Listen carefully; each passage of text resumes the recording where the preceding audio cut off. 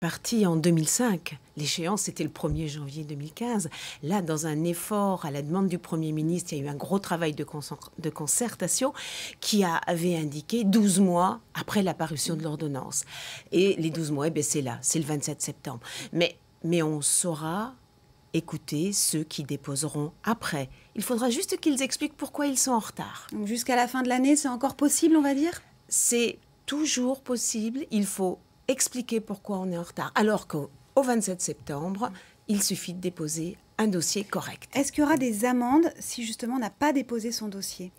Et oui, cette fois-ci, pour tenir compte du fait que la loi de 2005 n'était pas suffisamment encadrée au niveau des sanctions, il y a eu un renforcement des sanctions pénales et des amendes. Alors combien? Les sanctions pénales, elles sont très lourdes. Le juge peut aller jusqu'à 45 000 euros, voire 225 000 euros si on pour ne une fait société. Rien, si on ne fait jamais rien. Si on ne fait pas. Mais si on fait pas... mal. Ou si on fait mal. Et si on ne dépose pas son dossier là si on ne dépose pas son dossier, c'est 1 500 euros. Mais si on le dépose un petit peu plus tard et qu'on explique bien, il n'y aura pas de sanction. Mais il faudra bien expliquer. Alors à Paris, le métro est-il concerné par cette nouvelle ordonnance?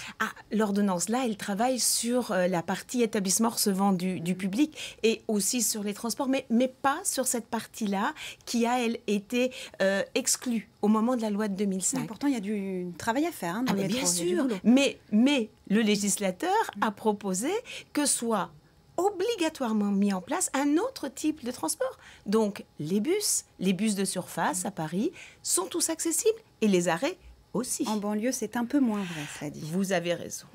Alors, les personnes handicapées... Et pourquoi tant de réticence? D'abord, cette question, pourquoi il y a tant de réticence et d'inertie? Ça n'a pas l'air si compliqué que ça de mettre une rampe. Eh bien non, c'est pas très compliqué, mais... Déjà, il faut accepter de penser à la différence.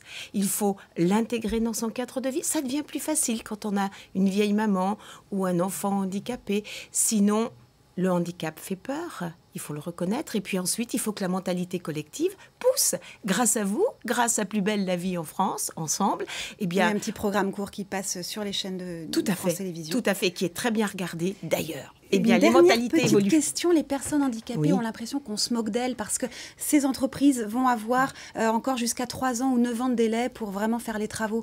Ça fait déjà 10 ans qu'elles attendent.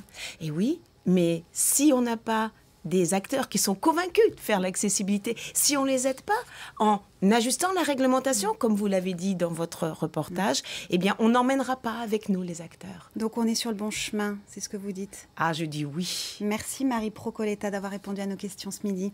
Et demain, dans le dossier du 12-13, eh bien, on recevra le dessinateur